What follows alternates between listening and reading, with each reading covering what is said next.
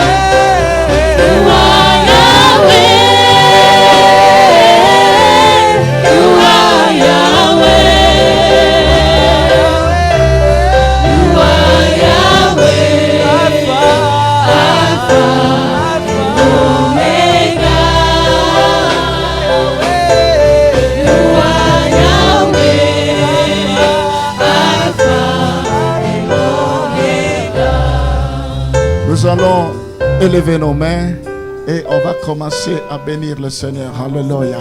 On va commencer à adorer le Seigneur. Alléluia. Rends gloire au Seigneur. Bénis-le parce qu'il mérite d'être loué. Rama Santara Baba Baba. Yakamana Santara Baba Baba Baba. Yekemene Shintara Mana Santara Baba Baba Baba. Rakamana Sotoro Bashi. Rikama Santa Yokoro Baba Baba Baba Baba. Rama Santara Basonto Yokoro Baba Baba. Rakamana Shintara Masantara Baba Baba Baba. Yakamana Kuraba Shintara Baba Baba Baba Baba. Alléluia. Rama Santa Yokoro Baba Baba Baba. Reçois la gloire, sois béni. Alléluia. Sois glorifié à jamais. Merci pour ton Saint-Nom. Rama Santara Bashi.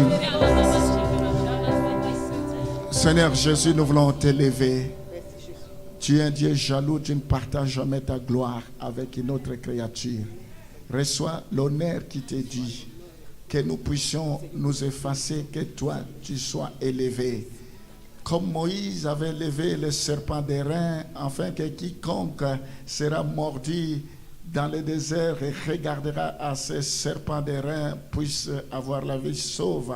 De même, le Fils de l'homme est mort sur la croix, afin que quiconque croit en lui ait la vie éternelle.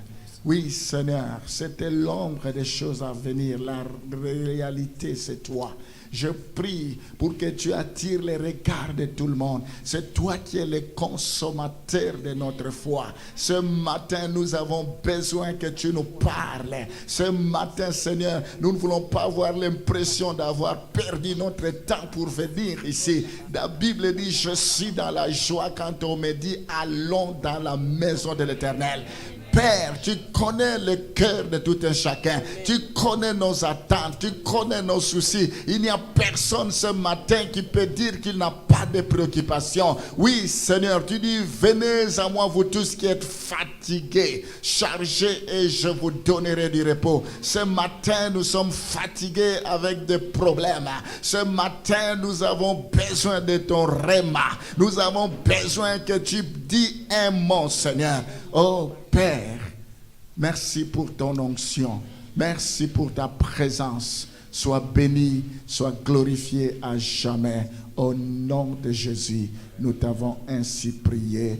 Amen. Gloire au Seigneur. Nous allons rester debout. On va lire le premier texte. Après, je vais vous demander de vous asseoir. Franchement, les chantres, merci beaucoup. Hier, vous savez, souvent c'est bien d'écouter aussi les regards, voir les regards, la vie des gens de l'extérieur. En tout cas, les retours que j'ai pour les gens qui étaient là, ils vous ont beaucoup apprécié. Je me suis dit, quand on est entre nous, on s'est dit, mais vraiment, hier, vous avez fait un travail de qualité. Vraiment que Dieu vous bénisse. Toute l'équipe était là. On disait avec maman Tchumalanga, mais il y a des dimanches, parfois ce n'est même pas comme ça. Alors moi j'ai visualisé la vidéo. Maman, il y a la vidéo. Je vais demander vraiment, papa, si tu peux offrir à maman la vidéo et même à toute la famille pour ceux qui vont désirer.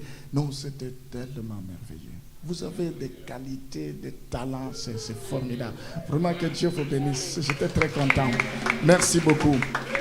On va lire, nous sommes dans Genèse chapitre 2, le verset 24. Genèse chapitre 2, le verset 24. C'est pourquoi je vais me permettre de faire une petite révision pour que vous sachiez ce que nous avons dit la fois dernière. Donc, je parle sur le mariage, je parle sur la vie des couples. Comme il y a un bruit là dans mon micro, je ne sais pas. Donc, je disais, cette étude s'adresse à ceux qui sont mariés, mais aussi elle s'adresse à tous ceux qui ont l'intention de se marier un jour. Nous avons vu le premier jour, je parle des éléments de base qui doivent exister entre un homme et une femme. Donc nous avons vu le premier élément, quitter. L'homme doit quitter. Il doit quitter pour aller où? Il doit quitter pour s'attacher à sa femme. C'est un ordre divin. Dieu a dit à Abraham, tu dois quitter. Aussi longtemps que Abraham ne quittait pas, il ne pouvait pas vivre la gloire de Dieu. Les promesses ne pouvaient pas se réaliser. Quand la Bible dit nous devons quitter, autant les enfants doivent quitter leurs parents, autant les parents doivent quitter les enfants. Il doit y avoir une rupture sur le plan physique, une rupture sur le plan affectif. Quitter, c'est une série de ruptures. La Bible nous demande d'honorer nos parents. Le fait de quitter ne veut pas dire que nous ne devons pas honorer nos enfants et nos parents. Nous devons continuer à les honorer, mais nous devons savoir qu'ils ne sont plus sous nous ne sommes plus sous leur autorité, nous ne sommes pas non plus sous leur supervision. C'est-à-dire, ce n'est plus aux parents de commencer à dicter comment nous allons vivre notre vie de couple. Ce n'est plus aux parents de commencer à décider. Nous devons quitter. Tant que vous ne voulez pas quitter, vous aurez des problèmes. Il y a des gens qui ont quitté, mais tous les jours, ils sont en contact. Papa, avant de décider quoi que ce soit, il doit demander l'avis de son père. Avant de prendre une initiative, même s'ils ont des soucis ou il a un problème avec son mari, il doit dire à son père. Ce n'est pas possible. Nous devons quitter parce que c'est la volonté de Dieu. Il faut quitter. J'avais dit, un enfant qui vient de naître, un bébé, si on ne coupe pas le cordon ombilical, cet enfant ne va pas s'épanouir. Il faut couper le cordon ombilical avec la maman pour que cet enfant vive. C'est comme ça aussi, parce que le mariage est fait pour les adultes. Le mariage n'est pas fait pour les enfants. Arrêtez de vous plaindre pour un rien, pour un oui. Papa, maman, vous devez couper. Et les parents, arrêtons de nous ingérer dans le mariage de nos enfants et commencer à contrôler mon enfant, cette dame, depuis qu'elle a eu mon enfant, ce monsieur, depuis qu'elle a eu mon enfant. Ce n'est pas notre affaire. La volonté de Dieu est qu'ils deviennent autonomes, qu'ils volent par leurs propres ailes, parce qu'ils sont capables d'évoluer, de s'épanouir. Donc voilà, je ne vais pas revenir sur ce que nous avons vu. C'est ça en gros ce que nous avons vu. Il faut couper. Nous devons faire attention avec des conseils que des gens nous donnent. Il y a un couple qui avait un souci, alors ils sont allés se confier à une personne qui est aussi enfant de Dieu. Et cette personne dit à la dame, qu'est-ce qu'il croit ce monsieur-là? Écoute, ce que tu vas faire, tu vas monter un scénario. Tu vas prendre, c'est une réalité ce que je vous dis, tu vas prendre un couteau, tu vas te blesser, et tu vas appeler la police pour dire que c'est lui qui m'a blessé. Vous devez faire attention pour des choses que vous inventez sur votre mari, que vous inventez sur votre sœur. Vous devez craindre Dieu. Et attention, vous qui donnez des conseils qui ne vont pas selon la volonté de Dieu. Vous devez faire attention. Et voilà une personne qui dit à cette dame, voilà, tu fais ça et tu vas appeler la police. Quand la police va venir, ils vont voir le sang et ils vont dire que c'est son mari qui a fait ça et la police va mettre son mari dehors. Vous en tirez la malédiction.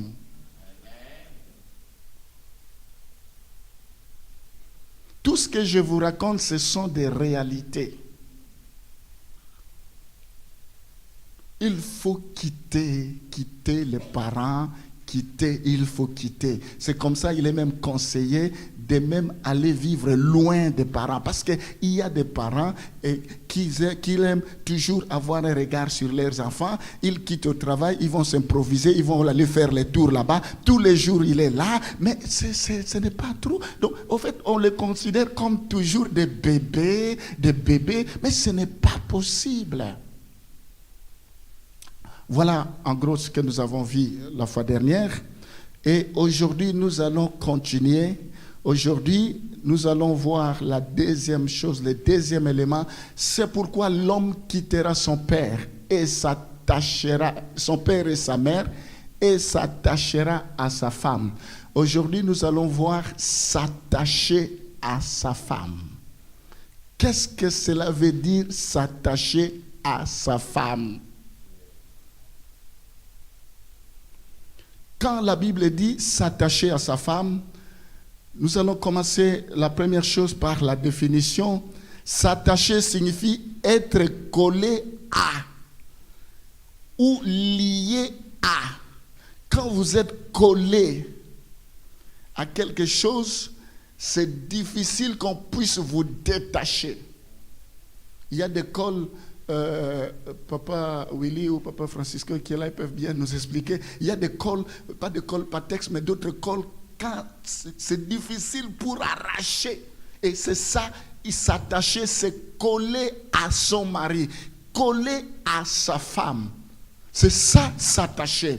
Quand la Bible dit s'attacher à sa femme, cela implique une union tellement solide qu'une séparation serait impossible sans détruire ceux qui sont liés. Quand il y a ces liens, c'est difficile pour séparer. En grec, s'attacher, là évoque l'image des deux feuilles. Notre jeune frère, le frère Patrick, si tu peux venir. Je vais vous montrer une illustration. Tu peux monter ici. S'attacher, ça c'est la femme d'un côté, ça c'est l'homme de l'autre côté. Quand là ils ne sont pas attachés, mais quand ils sont attachés, comme ça, il faut que l'homme, l'image de l'homme, l'image de la femme se regarde. Quand l'homme regarde de l'autre côté, la femme regarde de l'autre côté, ils ne sont pas attachés. Il faut que les deux soient comme ça. Alors, quand ils sont attachés, regarde ce que ça fait.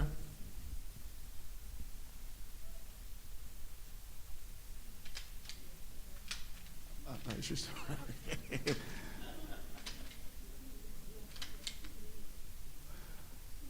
Voilà. Là, ils sont attachés. C'est-à-dire, pour les séparer, ça devient difficile. C'est ça, attaché. C'est ça, attaché. Si tu n'es pas attaché, c'est trop facile de partir, c'est trop facile de se séparer. Attaché, c'est-à-dire on a mis la colle et c'est comme ça, c'est très difficile. Merci beaucoup, frère Patrick.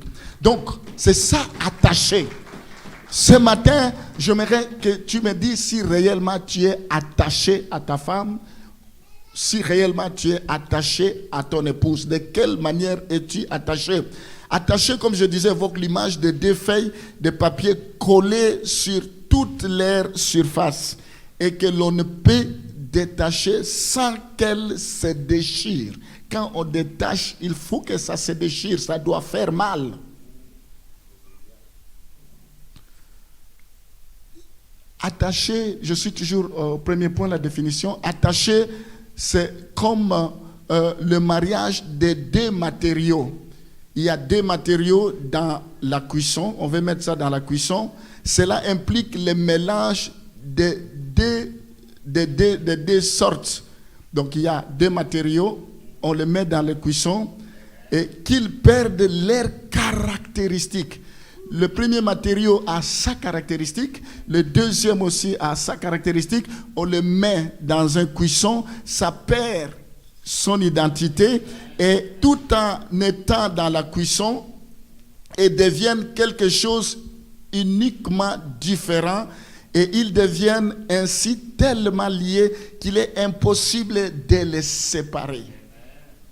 Parce qu'il y a eu fusion. Si vous n'êtes pas encore arrivé au stade de la fusion, c'est difficile. Je vais donner un exemple terre à terre pour les mamans. Ils connaissent, même pour les hommes, parce qu'on est censé préparer aussi, hein, c'est pas seulement les dames. Quand on parle de mariner signifie placer deux ingrédients différents ensemble dans un récipient pendant une longue période. Des ingrédients différents, tu le mets dans un récipient pendant une longue durée. Qu'est-ce qui va arriver? Une longue période. Chaque ingrédient exerce un effet sur l'autre. L'ingrédient A exerce un effet sur l'ingrédient B et l'ingrédient B exerce un effet sur l'ingrédient A. Mais les deux ingrédients maintiennent leurs caractéristiques de base. C'est ça, s'attacher. Maintenant, commence à regarder de quelle manière es-tu attaché.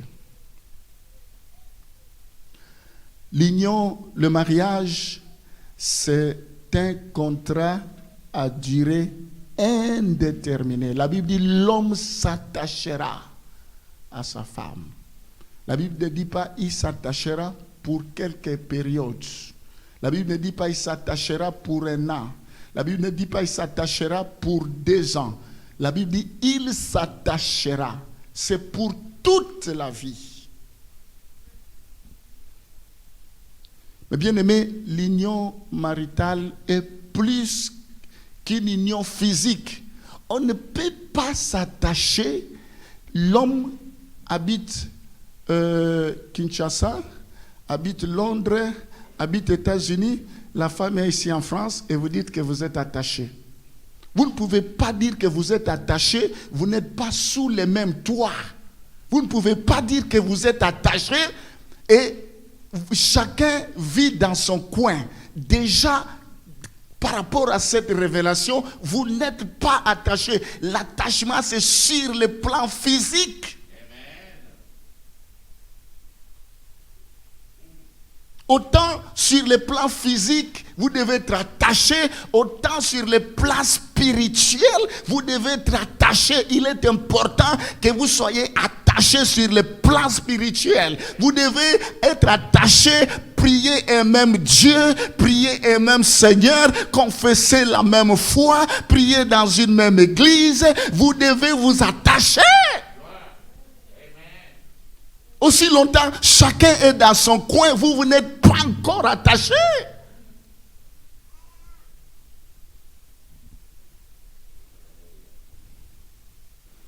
Il est important d'avoir un même engagement, un même langage. 2 Corinthiens chapitre 6, le verset 14 à 15. Je vais aller tout doucement parce qu'on a commencé un peu plus tôt, j'ai un peu de temps. Ne vous mettez pas avec des infidèles sous un joug étranger. Car quel rapport y a-t-il entre la justice et l'iniquité?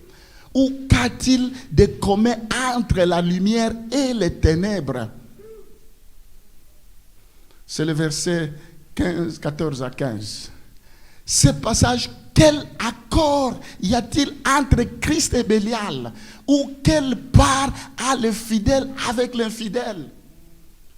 Ici, nous voulons croire que nous sommes beaucoup plus intelligents que la Bible. Ici, la Bible tranche. La Bible prend position dans la vie des couples. Vous ne pouvez pas vous attacher avec un païen, avec une païenne, avec une étrangère. Un étranger.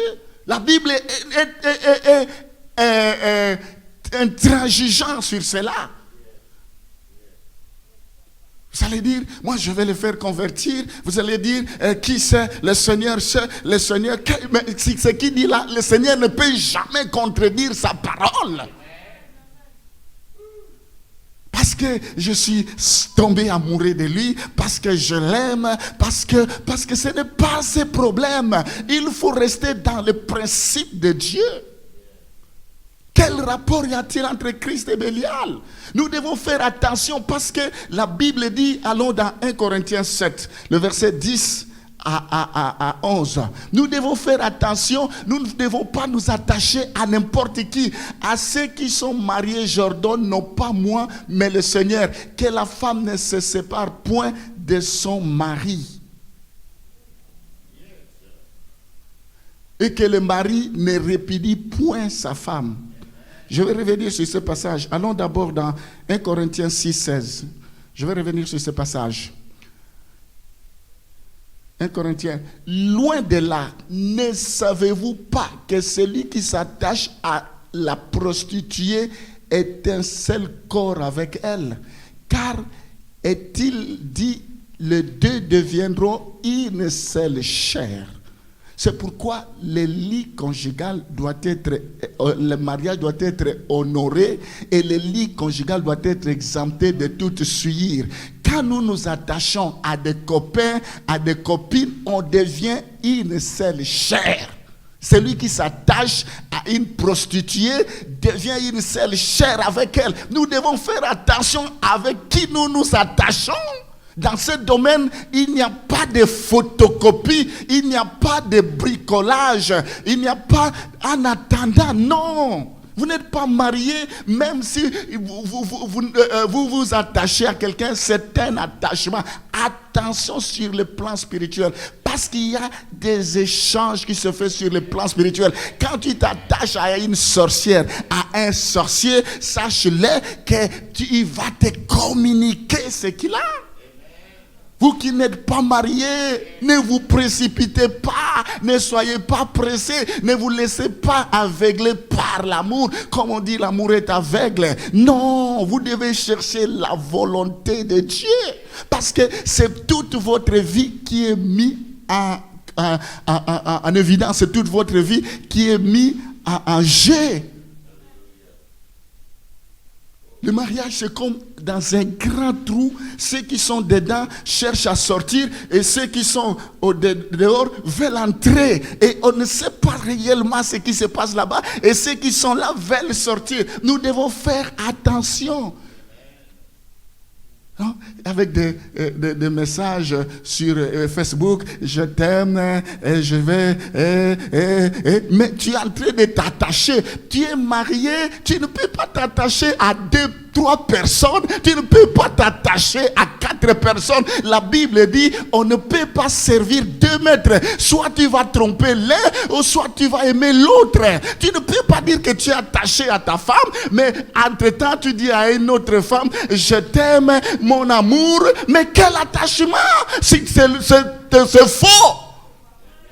Tu es en train de te mentir toi-même, et de mentir ta femme, et de mentir cette dame-là ou cet homme-là. C'est faux!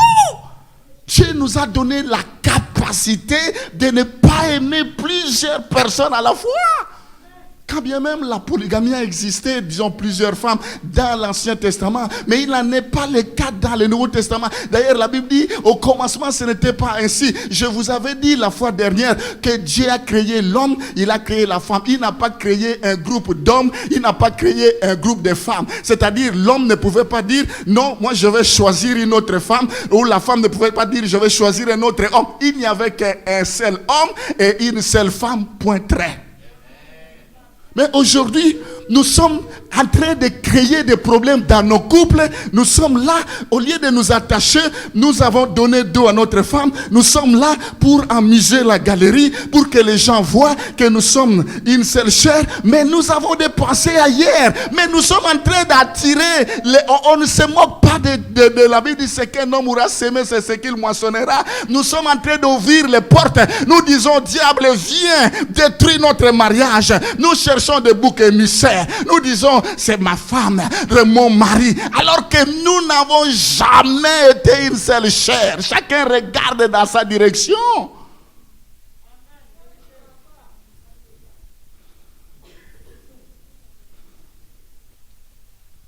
La Bible dit, maintenant, dans 1 Corinthiens chapitre 7, le verset 10 à 11. 10 à 11. À ceux qui sont mariés, j'ordonne non pas moi, mais le Seigneur, que la femme ne sépare point ne se sépare point de son mari. Si elle est séparée, qu'elle demeure sans se marier ou qu'elle se réconcilie avec son mari et que le mari ne répudie point sa femme. Il faut qu'un jour je vous parle sur les remariages. Sous quelles conditions le remariage est-il possible? Parce qu'il y a des gens qui se marient, qui divorcent pour le plaisir de divorcer, et vous devez respecter la parole. Parce que si vous vous mariez, vous devenez adultère. Dieu ne reconnaît pas ça. Il faut qu'il y ait une raison. Soit votre mari est décédé,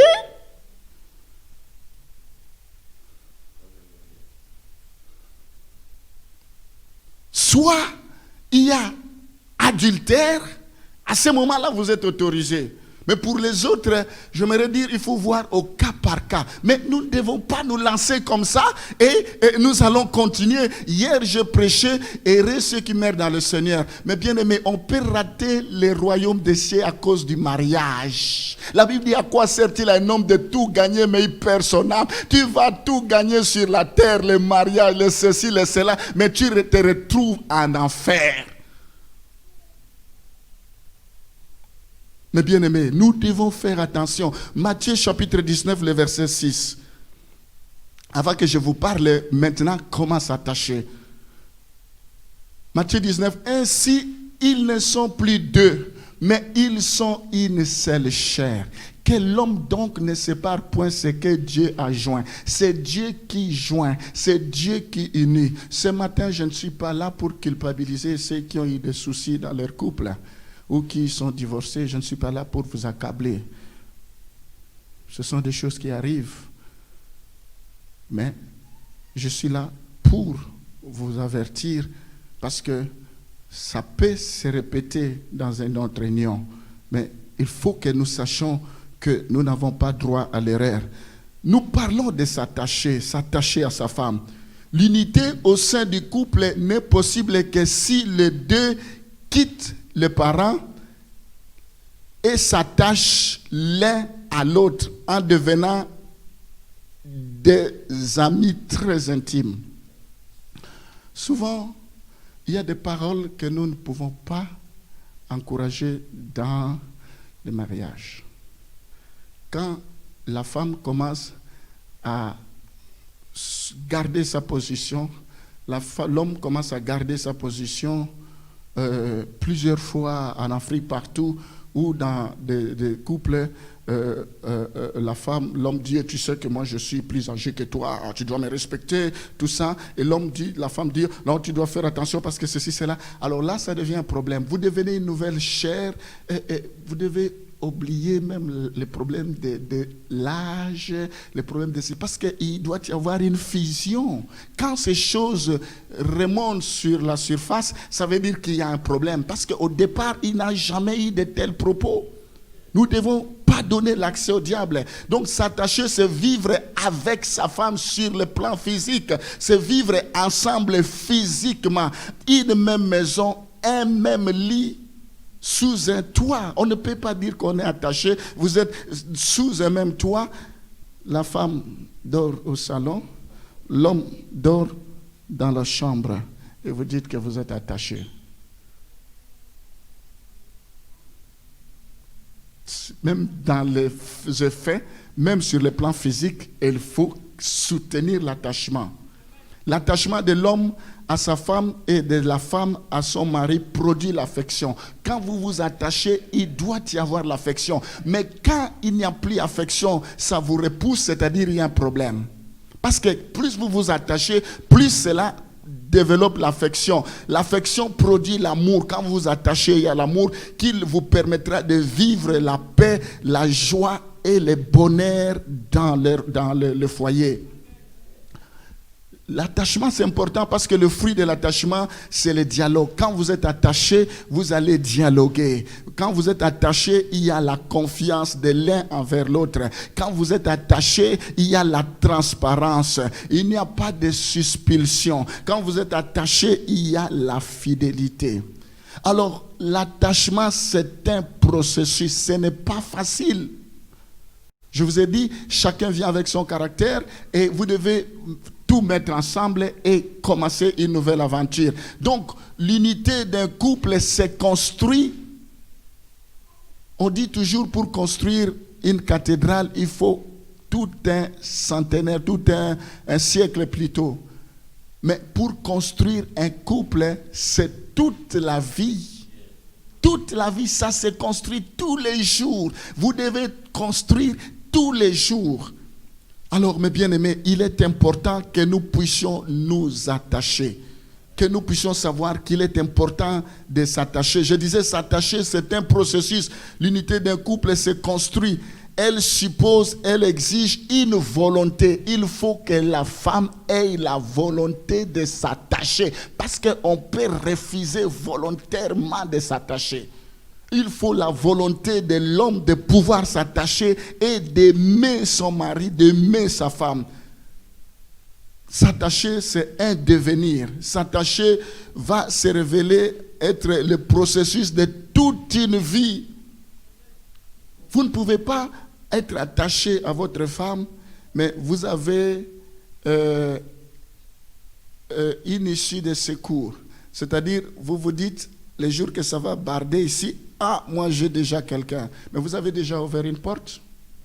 En fait, vous êtes là, sur les pieds, et vous êtes là, vous vous dites un jour que ça va barder, ouf, moi je vais. J'ai déjà des personnes que je connais, des personnes à qui j'ai connu, des personnes, je dis aujourd'hui si ça ne marche pas, je vais aller avec celle-là. Mais vous êtes avec quelqu'un, vous avez déjà projeté. La Bible dit, celui qui convoite a déjà commis l'adultère. C'est-à-dire, vous êtes avec la personne, mais vous n'êtes pas attaché parce que vous avez le plan B. Quand on parle de plan A, il y a le plan B. Vous avez déjà le plan B pour dire, les jours que ça ne va pas, ça va pas barder, je vais aller chercher telle personne qui est à Londres, je l'ai mis d'abord en touche, je m'entretiens, je garde de bonnes relations, je le nourris d'espoir pour dire ici ça barde, le jour où ça ne va pas, je vais me retrouver. Mais c'est criminel. C'est criminel. En fait, vous êtes en train de jouer sur les deux tableaux. Il faut s'attacher sans condition. Vous devez vous donner, je vais vous expliquer ça, vous devez vous donner entièrement. S'attacher, c'est une école de la maturité qui s'acquiert par la compréhension. Il faut beaucoup de compréhension et la mise en pratique des concepts relatifs à la vie conjugale et familiale. Il faut beaucoup de maturité, il faut beaucoup de sagesse pour vous attacher. S'attacher, c'est un processus, celui de la construction de la personnalité propre du couple. Parce que vous devez savoir que le couple naît. Ça se développe et ça mûrit. Tout comme aussi le couple naît, mais au lieu de se développer, il peut aussi régresser, voire même mourir. Est-ce que ton couple est en train de se développer ou il est en train de se régresser jusqu'à le mourir? Tu dois donner la chance à ton couple de se développer. Ne pense pas que ça ne va pas, ça ira mieux ailleurs. Laisse-moi vous dire, le problème c'est normal dans les couples. C'est pour que vous puissiez grandir. Il faut qu'il y ait des problèmes. S'il n'y a pas de problème dans votre couple, je dois me poser des questions. Même moi qui vous dis, ça nous arrive aussi d'avoir des problèmes. Mais il faut que nous puissions les résoudre à deux.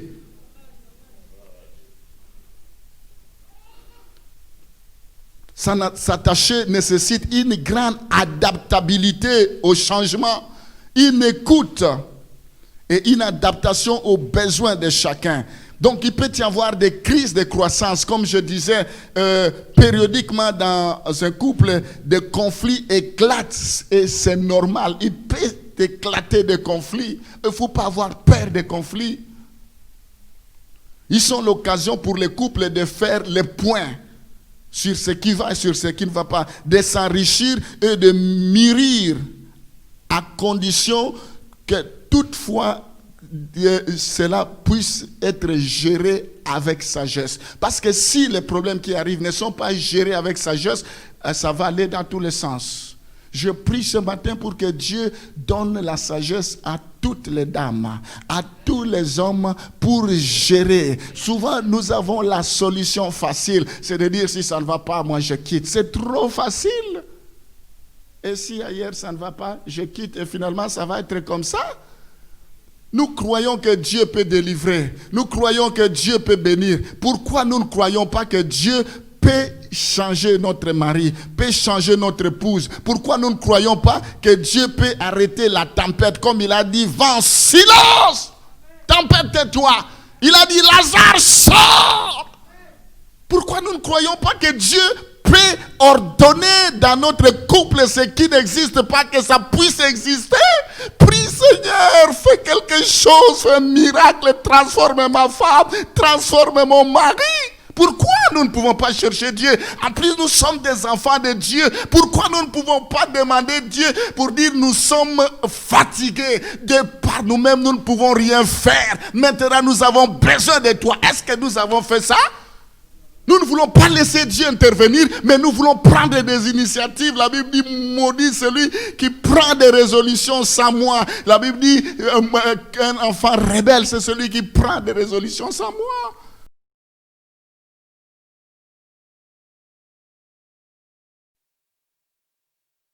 Est-ce que nous avons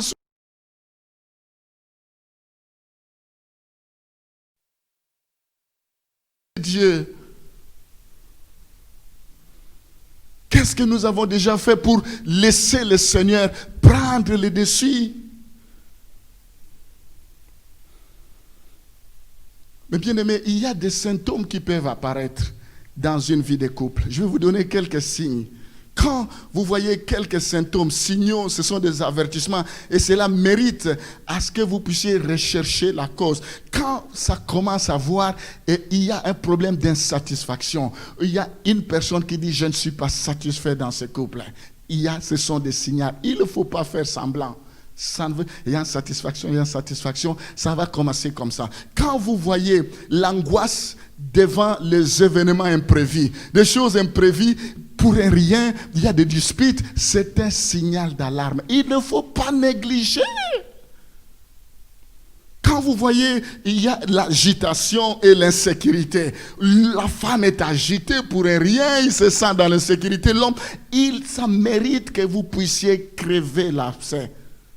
Quand il y a le sentiment de disparition de la joie et du bonheur. Donc, subitement, il y a disparition. Vous n'avez plus la joie dans ce couple. Vous n'avez plus la joie de vivre ensemble.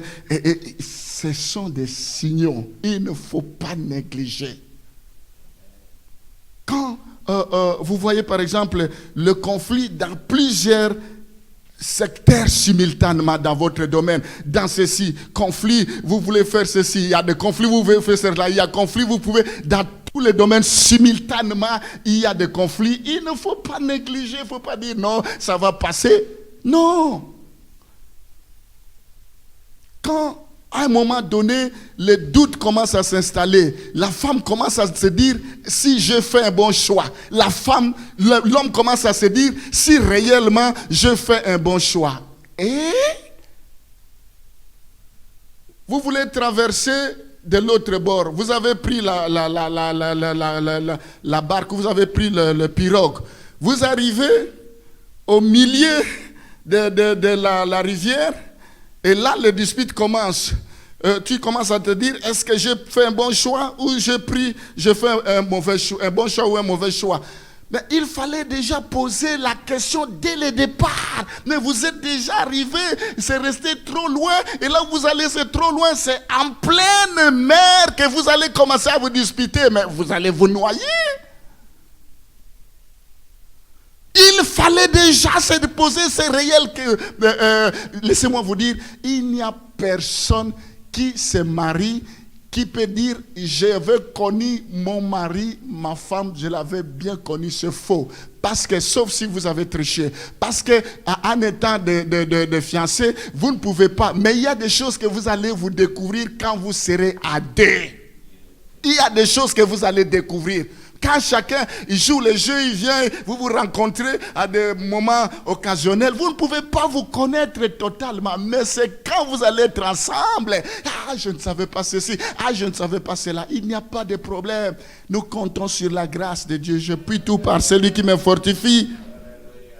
Quand il y a un problème de lassitude dans les relations sexuelles, il y a le problème de plainte, il ne faut pas prendre cela à la légère. Il y a un problème qui est en train de venir. Il faut anticiper. Il faut donner la solution appropriée. Il faut donner la solution à la hauteur du problème. Si tu fais semblant, ça va te retrouver, ça va te rattraper. Quand il y a un sentiment de solitude, quand il y a un qui se sent dans la solitude, qui se sent abandonné, qui se sent rejeté, ça devient un problème. Quand il y a un qui a le vouloir de posséder et diriger l'autre, quand un autre veut commencer à diriger, posséder l'autre, le problème commence là-bas. Il faut se dire, non, il y a quelque chose qui ne va pas. Mais bien aimé, cette liste, elle est non exhaustive. Donc, ce sont quelques signaux quand la recherche de contrôle de l'autre et la spiritualisation des problèmes. Les chrétiens, ils voient tout toujours spirituel. C'est un problème spirituel. C'est un problème spirituel. C'est un problème spirituel. Tu ne lui dis pas bonjour. Tu t'énerves. Il te dit bonjour, tu ne veux pas. Tu te comportes comme si il n'existe pas. Et c'est un problème spirituel. Où est le problème spirituel? Quand vous commencez à tout spiritualiser, et c'est là où il y a le problème. Qu'est-ce qui est spirituel? Même des problèmes qui ne sont pas spirituels, c'est spirituel. Qu'est-ce qui est spirituel? Ah, c'est un problème spirituel. Quel est le problème spirituel? Vous priez là où il ne faut même pas prier. Alors, maintenant, parce que nous parlons, il faut s'attacher. Comment s'attacher à sa femme? Comment s'attacher? La première chose, pour s'attacher, on s'attache par une volonté de fidélité. L'amour authentique est une œuvre de longue haleine. C'est par la fidélité. Tu ne peux pas dire que tu t'attaches à ta femme alors que tu n'es pas fidèle, tu lui trompes. Quand on se marie, on fait un vœu. On dit, je te serai fidèle jusqu'à la mort. Il n'y a rien qui pourra nous séparer si ce n'est que la mort. Il dit, l'os de mes os, la chair de ma chair. On se fait de vœux. Chérie, je te serai fidèle. Voilà, je mets cette alliance. On fait des promesses. Aujourd'hui, où en sommes-nous? Vous avez trompé l'église, vous avez trompé les gens, vous avez renié les gens, et maintenant, ce n'était que de mascarade, et maintenant, on ne voit plus toutes ces choses-là. Vous faites un témoignage, en tout cas, ma femme, mon mari, Dieu m'a donné aujourd'hui. C'est le premier à dire, je vais quitter. Mais où sont ces témoignages? Les gens s'amusent avec Dieu et ils disent, je vais prier Dieu, il va me pardonner. Et quand je vais divorcer, je vais demander à Dieu de me donner un autre mari. Tu n'as rien à faire. Les gens pensent que Dieu devient leur grand-père. Il faut toujours négocier. Je vais divorcer. Dieu dit ne divorce pas. Je vais divorcer. Demain, je vais retourner. Dieu, pardonne-moi. Dieu, donne-moi un autre mari. Donne-moi une autre femme. Vous pensez que Dieu joue avec cette chose? Pour un oui, je vais partir. Pour un non, je vais partir. Et demain, Seigneur, pardonne-moi. Tout ça, si Dieu vraiment, c'est parce qu'il se cache. Si on le voyait, mais aïe. Là où il se dit, mais c'est comme ça que je vous ai enseigné. La fidélité. Tu n'es pas fidèle, tu as ouvert les portes. Tu n'es pas fidèle, tu es en train de tromper ton mari. Tu es en train de tromper ta femme sur les réseaux sociaux. Et tu dis, Seigneur, Seigneur, Seigneur. Quel Seigneur?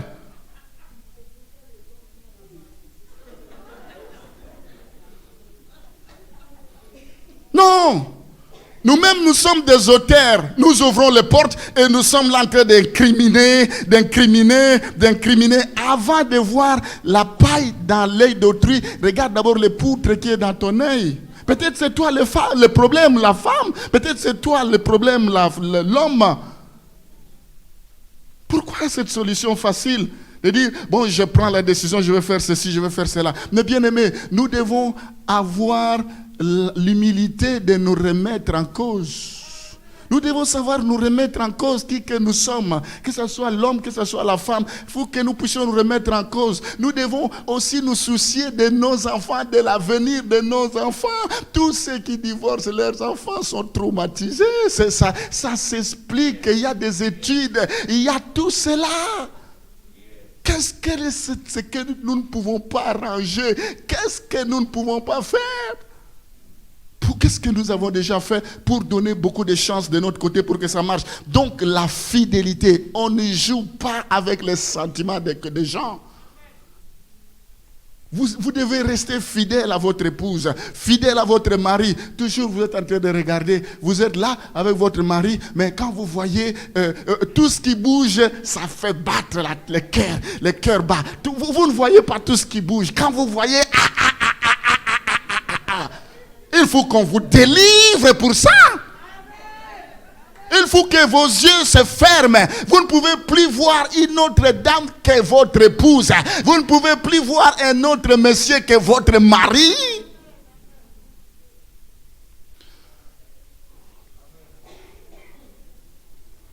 Les gens pensent que le péché, c'est seulement voler. Le péché, c'est seulement ceci, cela. Mais nous oublions que nous trompons nos époux, nos épouses. Nous sommes en train de pécher. Il n'y a pas de fidélité. Il suffit que la femme voyage, l'homme n'est pas en paix. Il suffit que l'homme voyage, la femme n'est pas en paix. Là où il va, qu'est-ce qu'il fait? Allô, tu es où? Pourquoi tu n'as pas appelé depuis le matin? Pourquoi tu me fermes le portable? Toujours, on se fait des films et on crée des histoires là où il n'en faut pas. Si, comme l'ancien saint disait lundi, c'est à l'intercession, il a très bien parlé, que Dieu te bénisse. Il dit, si vous deux, enfants de Dieu, vous n'arrivez pas à résoudre ce problème, même si vous appelez le pasteur, ce n'est pas lui qui va résoudre le problème. Il va vous donner des conseils, il s'en va, après ça commence. Vous avez les capacités de résoudre ce problème.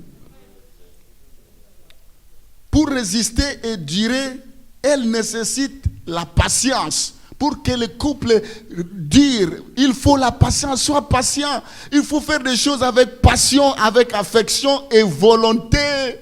Et volonté, vous avez de l'avenir. La Bible dit, le voleur ne vient que pour voler, pour égorger, pour détruire. C'est le diable qui n'aime pas voir un couple stable, qui n'aime pas voir un couple évoluer, qui n'aime pas voir un couple s'épanouir. Il est là pour semer la zizanie. Il est là pour semer les troubles. Voilà le vrai problème. Il va venir avec toutes ces ruses, toutes les formes de ruses.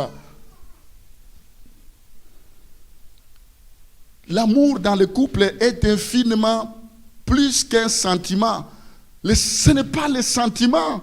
Non, aujourd'hui ça va, demain ça ne va pas. Le saute d'humeur, tout ça, aujourd'hui ça ne va pas, demain ça va. Je vais dire ça tout à l'heure. Je voulais vous dire quelque chose, mais je vais le dire, ne vous en faites pas. Alors, mes bien-aimés, il faut une décision. Par l'affection, il faut manifester la tendresse et l'amour. Jamais de tendresse, je t'aime, jamais, pardonne-moi, je t'aime. Non, ça n'existe plus. La tendresse et l'affection peuvent être durables dans un couple. Pourquoi toutes ces crises aujourd'hui? Ça va, demain ça rechute, après-demain ça monte. Mais c'est quoi? Nous devenons comme des dessins animés. Ça va, ça ne va pas. Mais c'est quel scénario ça? Ça devient un mystère. Le couple s'entretient par le respect. Il faut respecter ton mari, respecter ton épouse. La valorisation de l'autre. Il faut valoriser l'autre. Le refus de la vulgarité, l'écoute active et la recherche du bien de l'autre. Il faut chercher le bien de l'autre. Il faut chercher le bien de l'autre. J'ai parlé des liens spirituels, c'est important. La première chose, comment s'attacher par une volonté de fidélité. La deuxième chose, par les liens spirituels. Ça, c'est très important. C'est le spirituel qui gouverne tout. Il faut une vie de prière ensemble, une vie de partage, de méditation. C'est important. Deux personnes ne peuvent pas faire route ensemble s'ils ne s'entendent pas. Quand vous mettez Dieu au centre, le mariage c'est comme un fil à 3 cordes. C'est-à-dire il y a l'homme, d'un côté il y a la femme, de l'autre côté il y a Jésus au centre. Il faut que, la Bible dit, si l'Éternel ne bâtit, celui qui bâtit, bâtit en vain. Comme un seul homme, vous devez vous lever contre cet esprit. C'est pourquoi nous n'arrivons pas à nous mettre d'accord. Pourquoi on ne s'entend pas? Pourquoi pour un oui, pour un non, on doit toujours être à quai de poisson? C'est quoi le problème? Et vous devez commencer à chercher la volonté de Dieu. Alléluia. Donc c'est par les liens spirituels. Il faut rester vigilant au risque de fusion spirituelle dans un couple. Il faut rester vigilant par rapport à ça. Très vite, l'un des membres peut vivre sa vie spirituelle par procuration.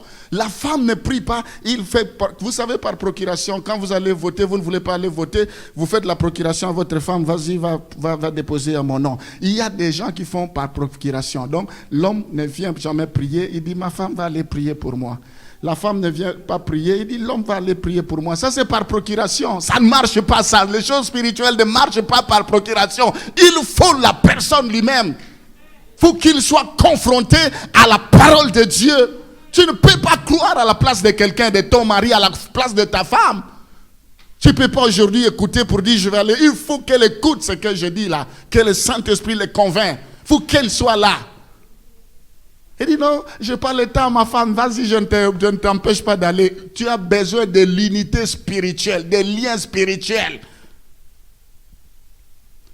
C'est pourquoi il est important que chaque conjoint préserve une relation personnelle et vivante avec le Seigneur. Chacun. Parce que quand il va avoir cette intimité avec Dieu, il y a des choses qui vont être brisées. Si elle est orgueilleuse, ça va être brisé. Si elle était sur la pierre de cristal, il va un peu descendre. Oh, devant le Seigneur, on est brisé. Quand on est orgueilleux, Dieu résiste aux orgueilleux, fait grâce aux humbles. Devant le Seigneur, il nous taille. Quand on marie devant le Seigneur, Dieu va le briser. Laisse-le, quel que soit ce qu'il fait. Mais quand il va aller devant le Seigneur, parce qu'il aime Dieu, Dieu va lui dire, mon fils, là aussi ça ne va pas. Il faut que tu sois brisé. Ainsi de suite. Ainsi de suite. Il faut privilégier la dimension spirituelle.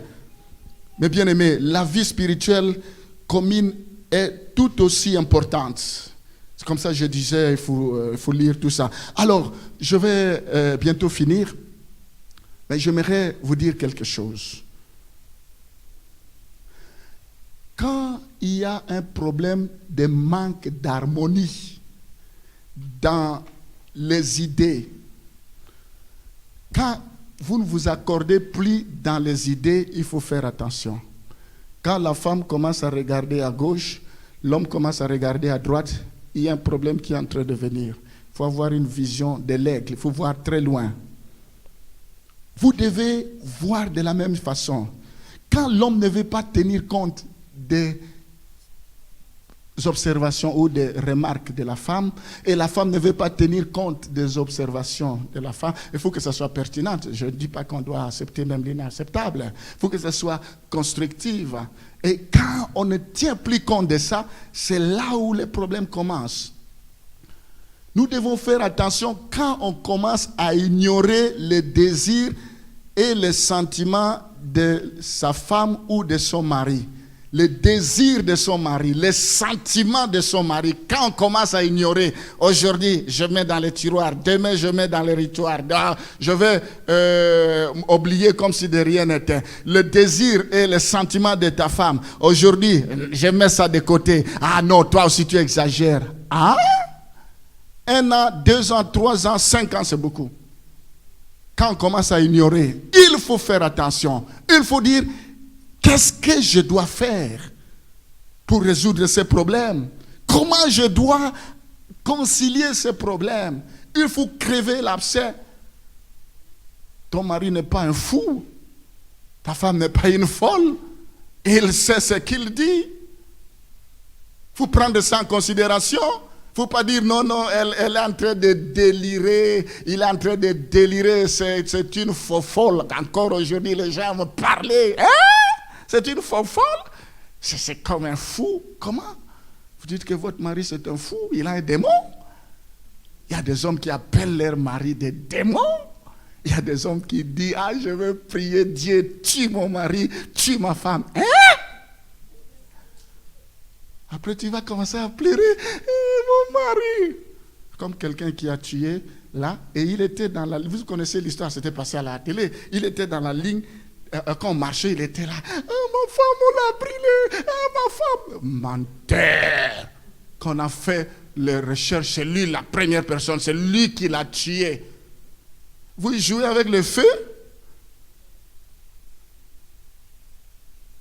Vous pensez que Dieu exauce toutes les prières? Des prières charnelles? Et vous pensez que Dieu va vous exaucer avec des prières? La Bible dit, vous demandez, vous n'êtes pas exaucé parce que vous demandez mal. C'est ça? Est-ce que vous avez le droit d'écourter la vie de quelqu'un, de mettre fin à la vie de quelqu'un? Parce que vous avez un problème avec lui?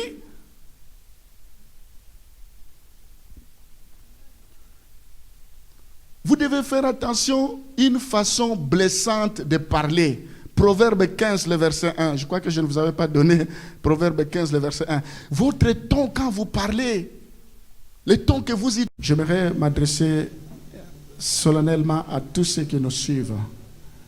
C'est bien de suivre sur les réseaux sociaux, mais nous avons besoin de vous. La communion, c'est sur le plan physique. Quand vous êtes présent, c'est votre façon de soutenir l'Église. Vous ne pouvez pas dire que vous restez sur les réseaux sociaux. Ça veut dire que tout le monde reste sur les réseaux sociaux, donc l'Église n'existe plus. Il y a eu persécution, les gens se sont dispersés au temps des apôtres, mais ils se retrouvaient. La communion fraternelle. Sur les réseaux sociaux, si tu as un problème, il n'y a pas un pasteur qui va être là. Il n'y a pas un frère, une sœur qui va être là. Il faut la présence physique. Oh, l'Église a besoin de vous. Vous devez revenir à l'Église. Seigneur, je te dis merci pour toutes les personnes qui sont fidèles, qui nous suivent.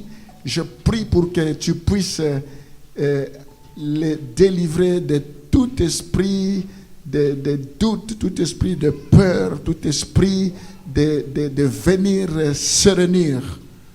Je le bénis, je bénis tous ceux qui sont présents. Que la gloire te revienne au nom de Jésus. Nous t'avons ainsi prié. Amen.